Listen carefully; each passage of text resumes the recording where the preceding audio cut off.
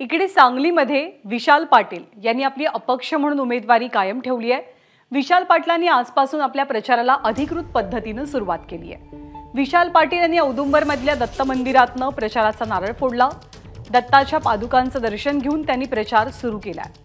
दत्त मंदिरात विशाल पाटील यांच्या हस्ते आरती सुद्धा संपन्न झाली।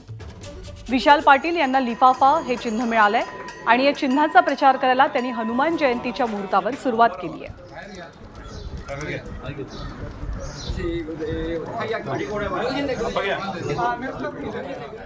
औदुंबर दत्त मंदिरात आज आमच्या प्रचार साहित्याचं शुभारंभ उद्घाटन केलं। आज या ठिकाणी गावातल्या सर्व प्रमुख लोकांच्या अंकलकोप औदुंबर गावातल्या सर्व प्रमुख लोकांच्या उपस्थितीत त्यांच्या हस्ते आज प्रचाराचा शुभारंभ आज ह्या औदुंबर नगरीतून केलेला आहे।